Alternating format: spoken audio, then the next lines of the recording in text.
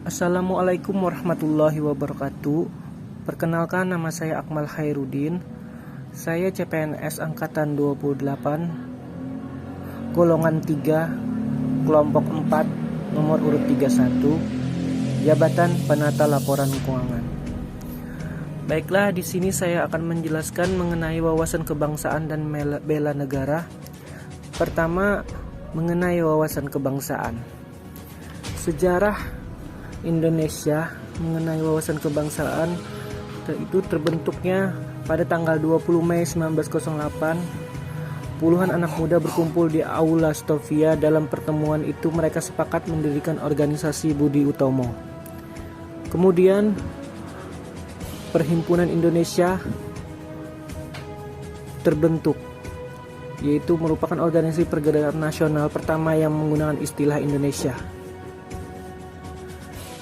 Dan itu pada tanggal 25 Oktober 1908. Setelah itu pada tanggal 30 April 1926 di Jakarta diselenggarakanlah Kerapatan Besar Pemuda. Dan itu disebut Kongres Pemuda I pada tanggal 27 sampai 28 Oktober 1928. Kongres Pemuda kedua pun dilaksanakan. Kemudian pada 1 Maret 1945, dalam situasi krisis, Letnan Jenderal Kureichi Harada, pimpinan pemerintah kedudukan Jepang di Jawa, mengumumkan pembentukan BPUPKI.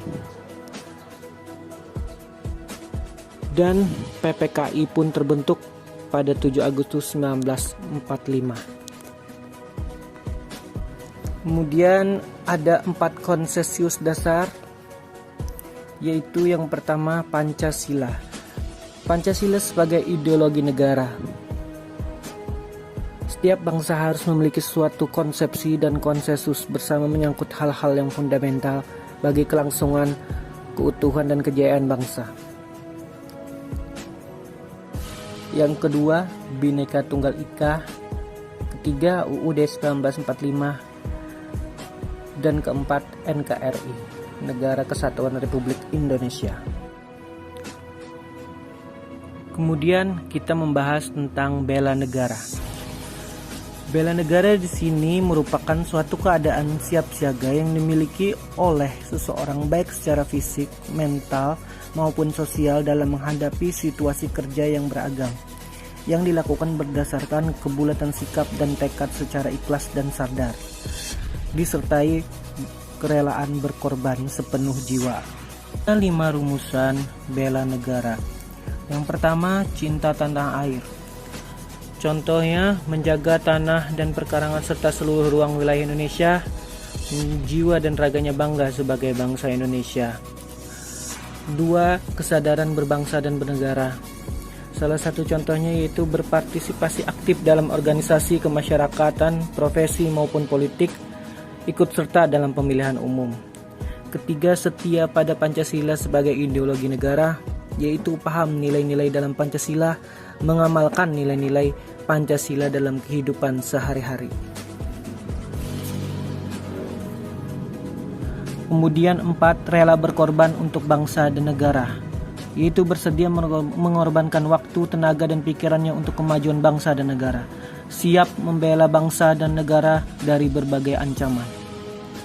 Kelima, kemampuan awal bela negara, yaitu memiliki kecerdasan emosional dan spiritual serta intelijensia, senantiasa menjaga dan memelihara jiwa dan raga, senantiasa bersyukur dan berdoa atas kenikmatan yang telah diberikan Tuhan Yang Maha Esa. Salah satu contoh penerapan implementasi nilai-nilai dasar bela negara di kehidupan CPNS maupun PNS, yaitu menjaga nama baik agama, instansi, diri sendiri, martabat maupun orang lain.